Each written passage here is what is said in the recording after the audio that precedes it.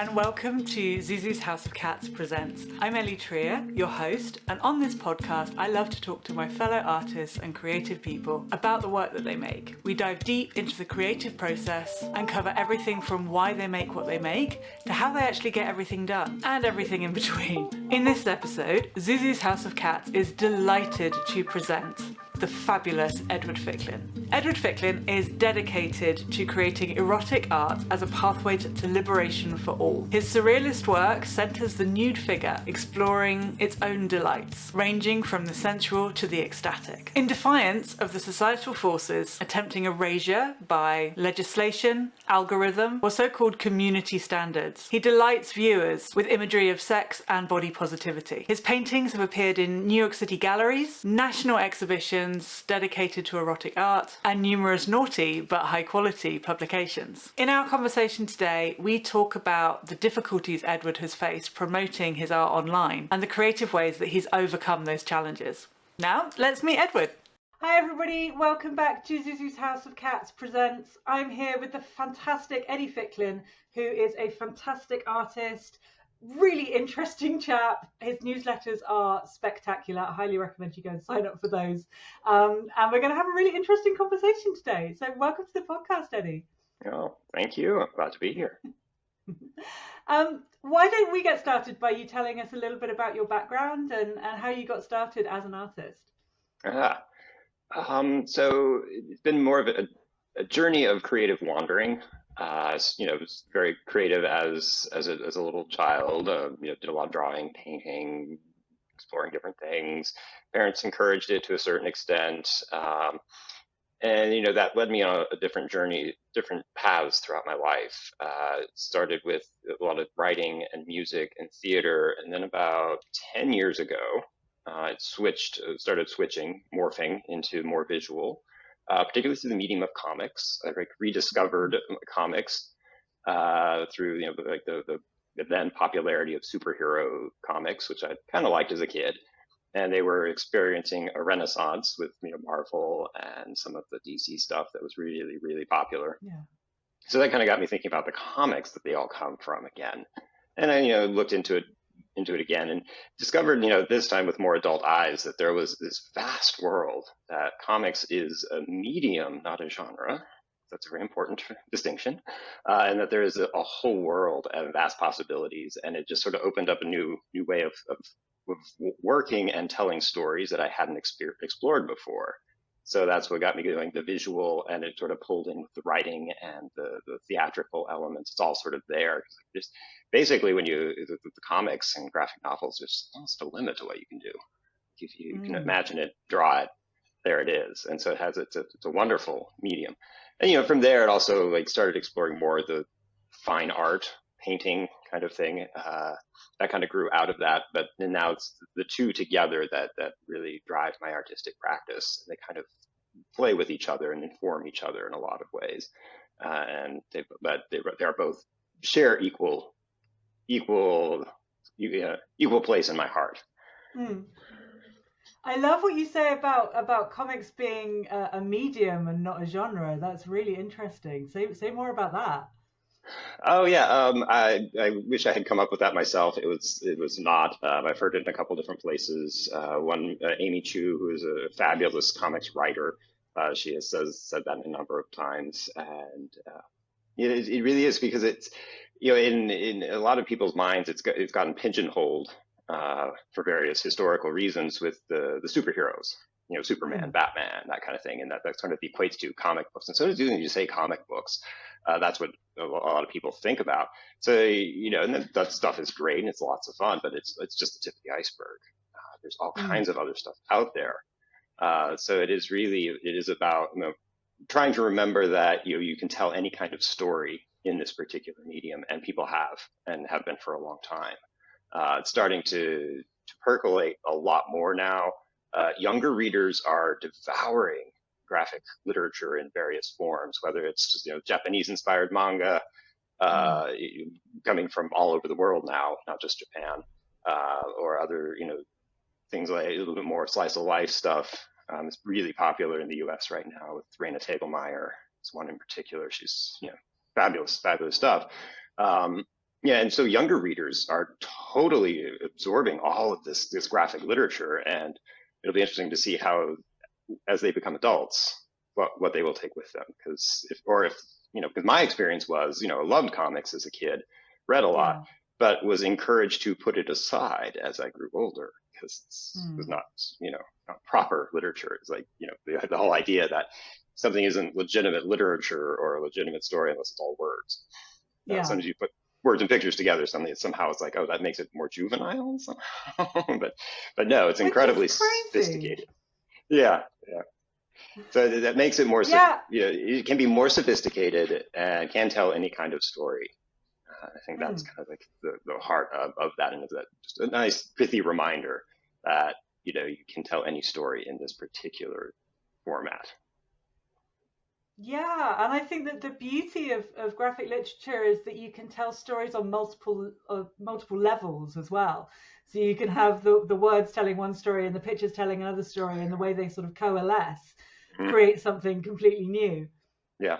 And I've seen a few fine artists and a few illustrators in particular kind of go down this route.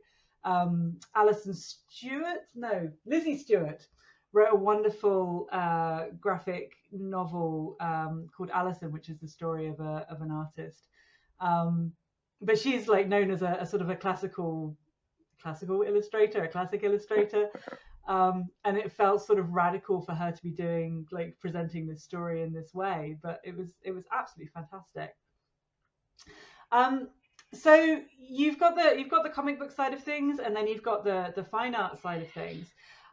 Do you find that there are two different sort of processes that you go through to do each one of those things? Do you need to kind of switch mindsets, or does it all kind of come from the same creative place? Oh, I think spiritually speaking, it's all coming from the same place. I think Mm, the kind of the ideas, the motivations, the stories, things like that. I think, yeah, definitely that's all coming from water from the same well.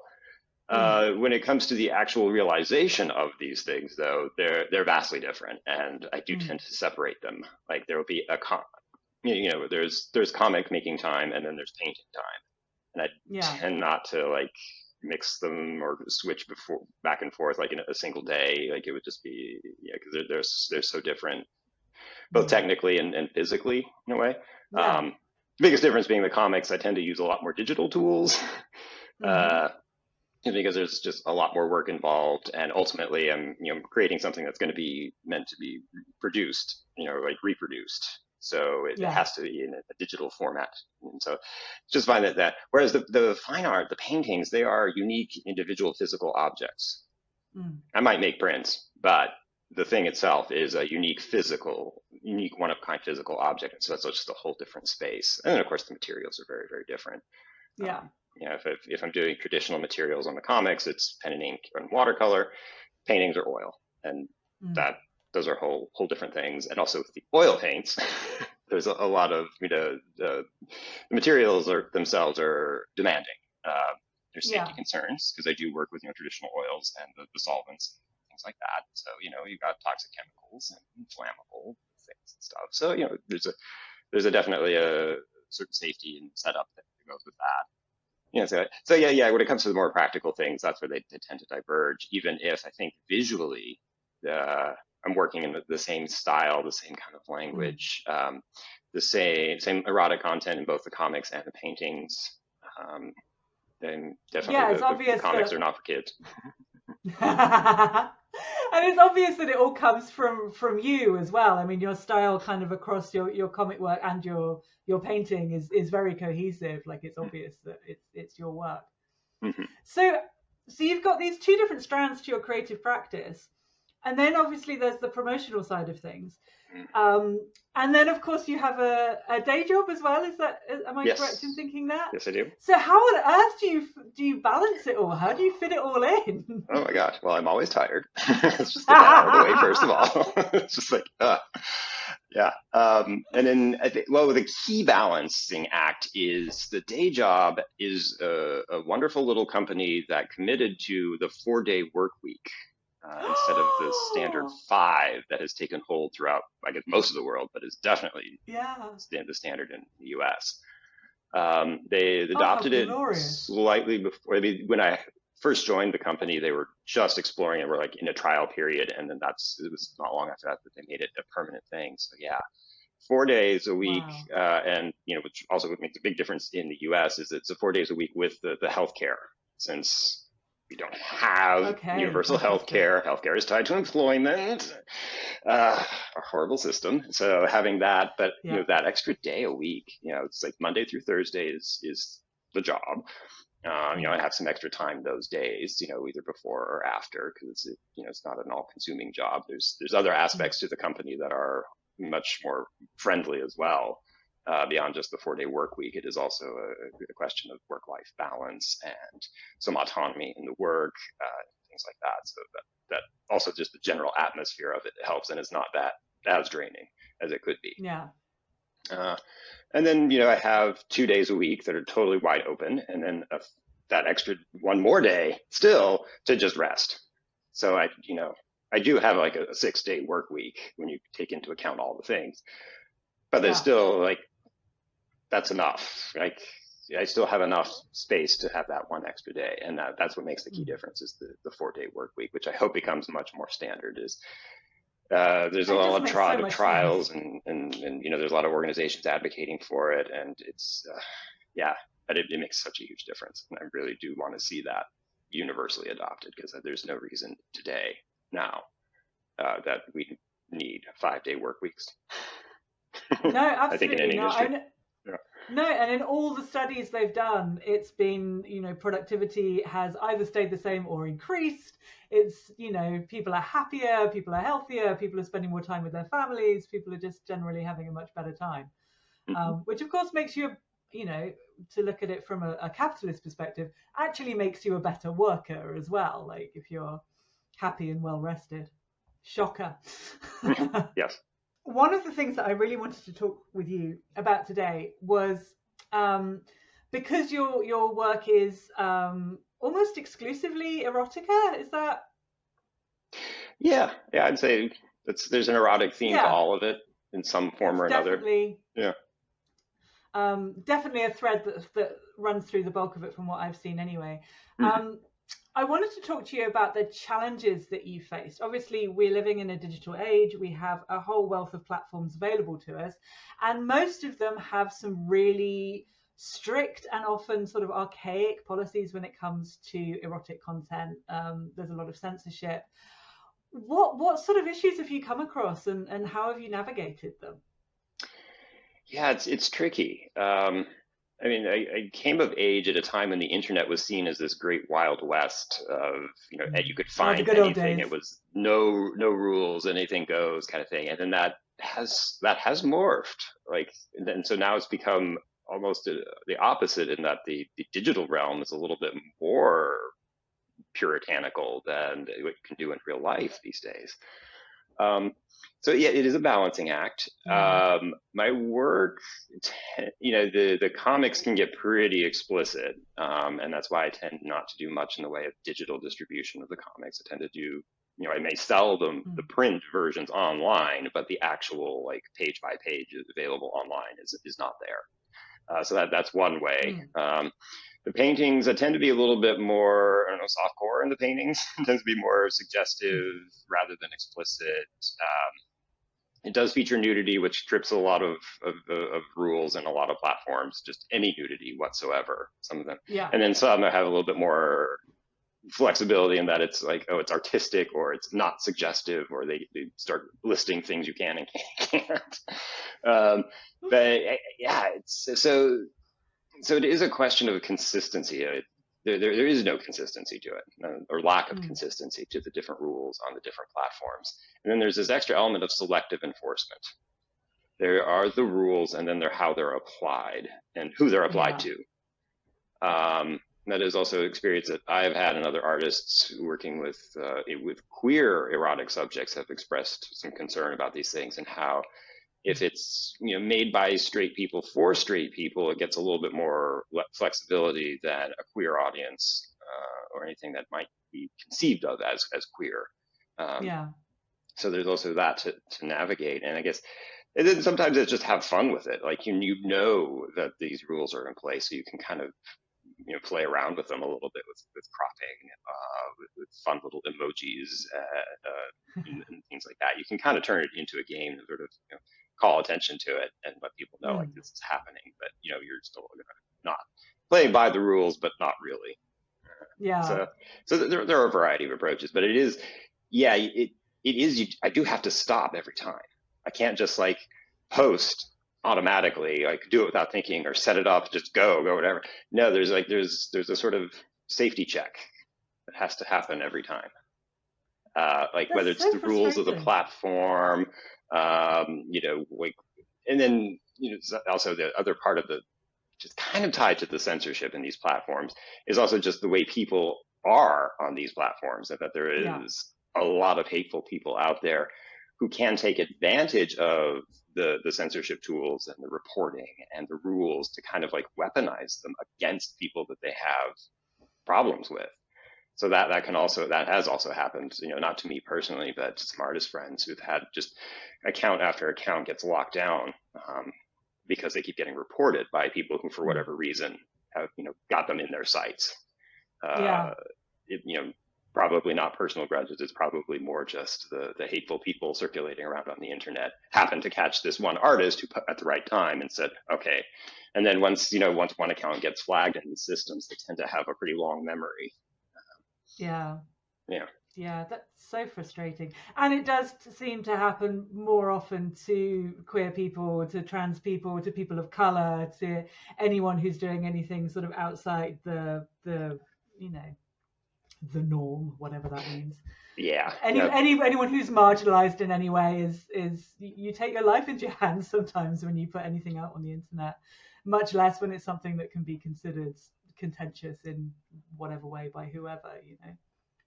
Oh yeah, yeah. You can tell these rules and these are about established, are created by the patriarchy and for the benefit of the patriarchy, and for anybody Yeah. that for whatever reason wants to keep that patriarchy going and wants to really, that they have the tools to do that.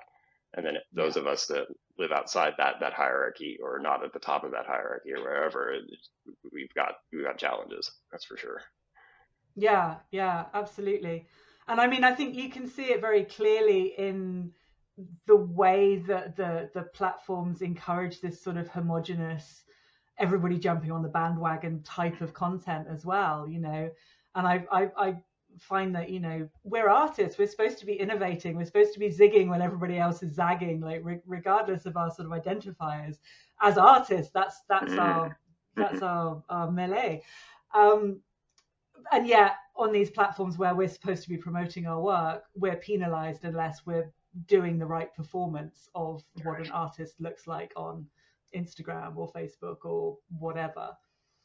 So you're sort of double bound in that way by Mm-hmm. not only not being allowed to be innovative in any way, shape, or form, but also having content which the platform is, you know, not the most happy about promoting. Right. It's So not safe yeah. and it's not profitable. Yeah. No. So, have you managed to find any sort of alternative platforms or methods for showcasing your work that are more open? Or are you, Um, you know, do you do most of your promotional stuff offline these days? um, it's email is a great alternative that offers a little bit more flexibility in a lot of different ways beyond just the content itself. You still have to watch out. I mean, because there are spam filters, the same Mm. platform, same kind of rules and stuff that the Instagram and Facebook have. So does Google have for email and, the other Yeah. email providers. So you're not completely without rules, but you got a lot more freedom. The Also just the format itself is a lot more flexible. Yeah. So you can be a little bit more creative with your storytelling and with length and things like that. And it's also a little bit, I feel like a little bit more of a personal conversation as opposed to like a broadcast. So that's nice. So there's that. There's also another platform called Mastodon, which is a lot of fun. Mm. It is decentralized, so it isn't a single platform, but more of a network of independent micro social media sites, all that are built to exchange information automatically. so they can function as a single sort of monolithic, what looks like a single monolithic platform, but really under the hood, it's a lot more decentralized, and people are more in control of what they can and can't post, and so they set their own rules, and then who they can and can't see. So it's a little bit more complicated. I mean, it's not just like, oh, I'm just going to make an account and go, which is unfortunate. So that does present some barriers to adoption. But the Mastodon instance that I'm on is specifically run for gay men, mostly gay men, but also it's very queer friendly, and it's also more erotic focused, or allows erotic content, as long as you just tick the box that says that this is erotic content warning, and it's all good. So that but the numbers aren't there. It's not it's not the millions and upon millions of people that are flocking to Instagram and these other major platforms. So there's a question of visibility, but at the same time, maybe it doesn't matter, because if your audience is smaller, if they're going to actually see you and can talk to you, and you don't have to worry about the trolls as much. They're still there. They're everywhere. we can't escape them. Yeah. But so I think that seeing those kind of decentralized platforms, I don't know if Mastodon is the one that will take off or change the world or anything, but it is a breath of fresh air, that's for sure, and it is a great alternative, even if the numbers aren't there as far as promotion. So those are the two big alternatives, and then honestly, it's just about moving more offline into the real world, and that also has its own challenges as well. But I've found some success with working in more of a collective spirit, and working with other artists trying to do things outside traditional venues, because they're in the same way that Instagram is not that interested in erotic, queer focused erotic content. Neither are your traditional galleries and art fairs and things like that. I love that. I love that whole concept of just building your own table, and if you're not accepted by the mainstream for whatever reason, building your own thing and welcoming other people, into it, and becoming an alternative because none of us are the only ones out there trying to do like crazy weird things that aren't understood by the mainstream, and the more we can kind of unify, I suppose, and come together in community and start our own events, build our own things, like I think that's such a valuable thing for people to do. And I think it's something that should be, we should all be doing that more. We should all be joining up and in our humanness and fighting back against this kind of monolith of conformity. Yes, there's power in community building, and I think that's where the pathways to real change are, and that can happen online too. I mean, it doesn't have to be just in person. I think there's also a lot of online. I think that's in a way like the decentralized networks that I was talking about. I think those are a sort of digital equivalent of people doing a more community building, and simply because some of these instances, these Mastodon servers are invite only. They may just be a few people that actually know each other and put together something, as a community building. So I think there are digital and online versions of that we could also explore and start to do more with. And I think those could also make a difference, and they could, feed into the real world gatherings and community building as well. There's no reason why they need to be separated or distinct. Yeah. I think there's a lot of talk. I think we're moving generally towards more of a decentralized internet experience. I know there's someone was talking the other day about the Fediverse, which is supposed to be like a decentralization of social media, and I think it's encouraging. I think more and more people are realizing like we're not served by these, monolithic platforms which only serve to make billionaires richer. And I think artists are the ones leading the way, because we are the ones who want to do different things. We want to be seen for doing different things. We want to be celebrated for doing different things. So I'm curious if you've ever felt the pressure to sort of censor yourself to make your work more, quote unquote, acceptable for online platforms. Like, have you ever fallen prey to that? And how, what's that like? Yeah. Oh yeah, all the time. Um, it's kind of. I mean, there's a question of just, oh, should I post this or can I post this or do I have to crop it in some particular way? There's always that sort of question. But then you even can even like filter into like the more initial work stages of a work, that more idea phase, the generation phase, where it's Ooh, just like, yeah. oh, well, I could do that and that would be a lot of fun, but I can't post it online, or where could I show it, or is that kind of creeps in at that level, that even that more just like what should be the more pure, ideally Hmm. just let it all just let it happen kind of thing. It creeps in even at that stage, which is a little bit disappointing. And try and Yeah. just remember, no, just put that, set that voice aside, don't listen to it, just run with it, see what happens. Um, yeah. I mean, it can be Yeah. also an interesting challenge to see like, well, could I, what are the possibilities here? And then also working in like a series or a set of works, you can kind of also run a range there. And I found that like that actually helps me kind of Mm. find the balance. Yeah. Working on a set of smaller paintings right now that have floral elements as well as figures, usually male figures. Uh, but also just exploring like the combinations of things, and letting there be a range. Some can Mm. be very mild, and uh, some can be very explicit.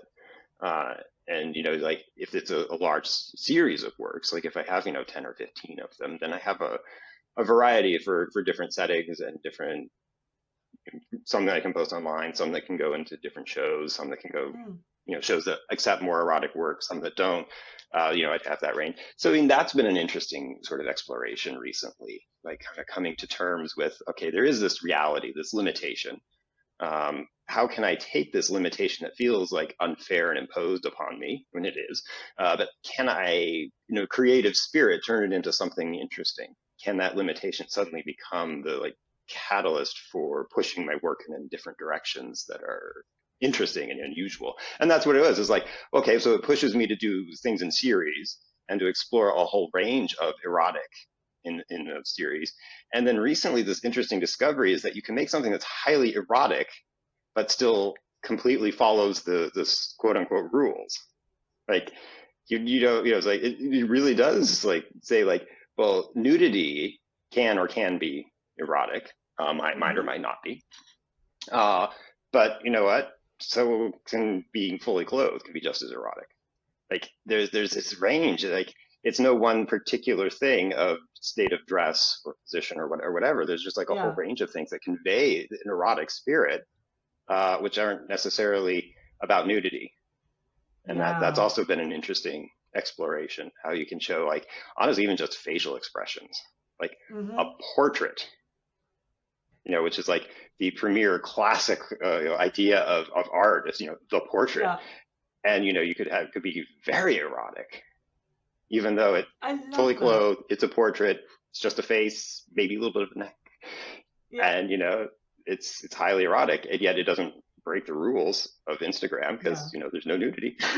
I mean, they'll still flag it for being suggestive content. They'll give you a warning like, oh, we're not going to put this in the algorithm. It's not going to get recommended, but it's not against the rules, so they can't take it down until they change the rules. I But love that. I love that you can take the limitation and turn it into something creative. I mean, of course, that's I mean, a lot of creativity comes from having like less of what you need.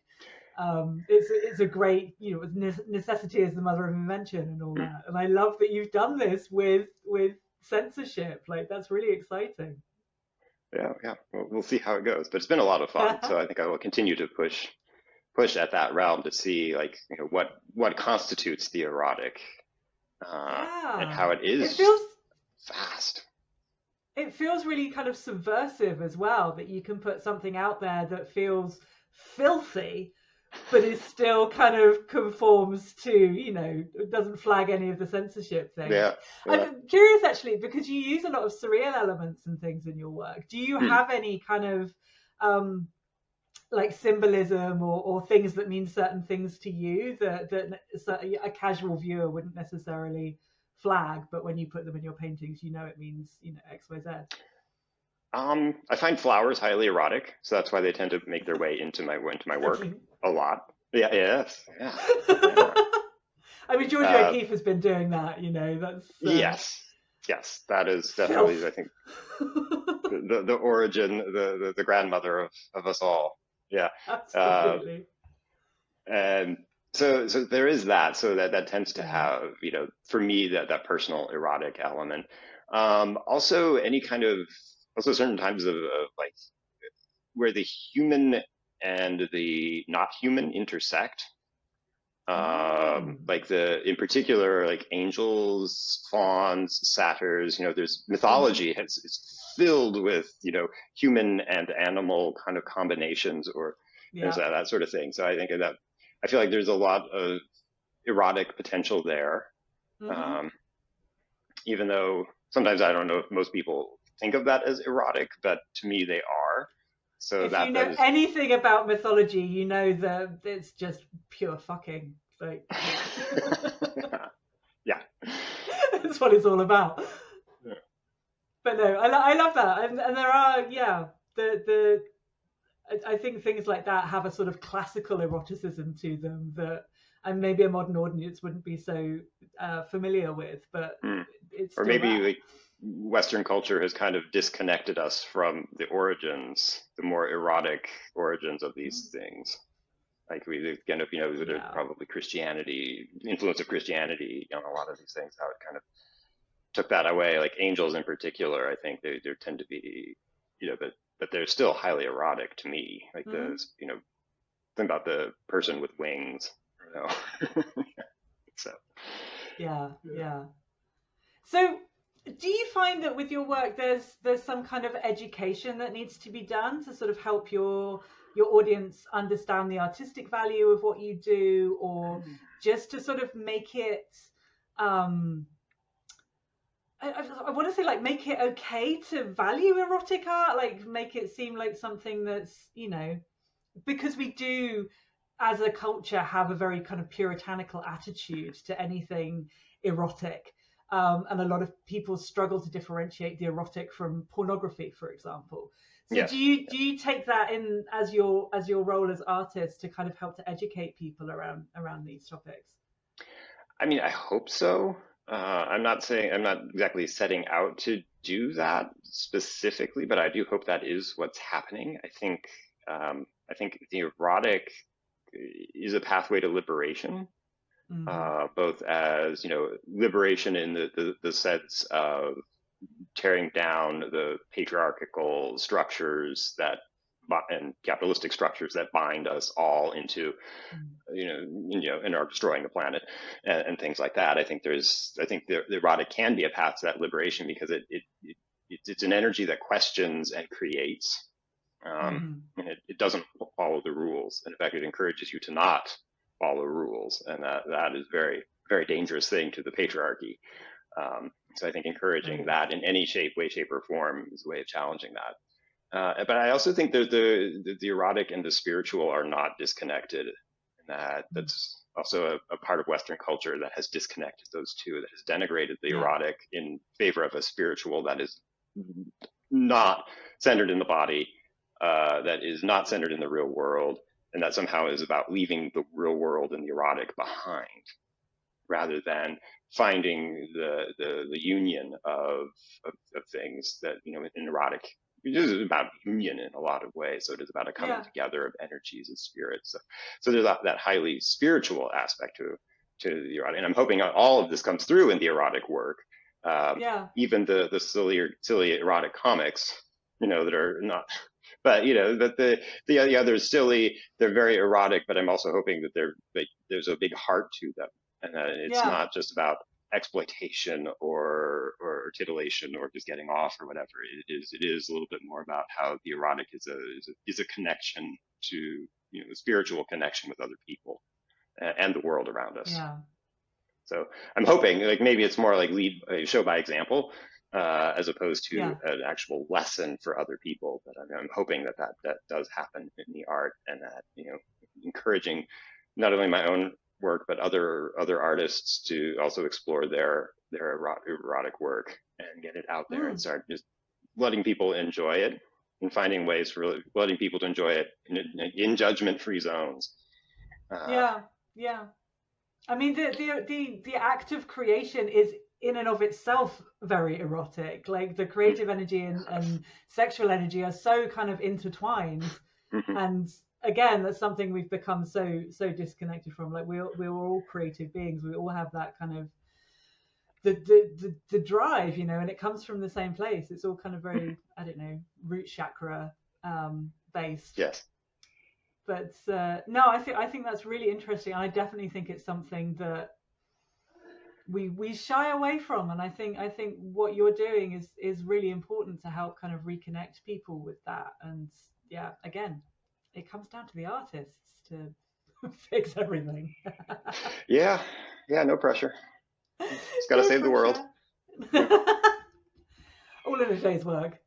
Yeah. So to wrap things up, I'd love to know, what kind of advice would you give to artists or anyone who wants to explore kind of themes of sexuality and erotica, or in fact anything that kind of goes outside the norm and kind of pushes into the edges a little bit? Like, what would your advice to them be? Don't censor yourself. Don't internalize the censor. Make the art you want to make, even if, you know, you're going to face challenges in getting it out there and sharing it. Don't let that stop you from making it. And also community. Like, you find, you know, the community to help support you, to encourage you, doing similar things. You know, finding, whether that's online or in person, community can be just as real in either venue. But I think that just not doing it alone. Don't go it alone. Like, find kindred spirits to help you all along the path, because there will be challenges. There will be times, you know, especially if you're creating work that's going up against the rules and challenging the status quo. The status quo will kind of fire back at you, and you want to have some people in your corner to help, and also be prepared to help them when they face their challenges as well. So I think it's don't censor yourself, and find community, find and build community. I love that. That's very, very wise advice.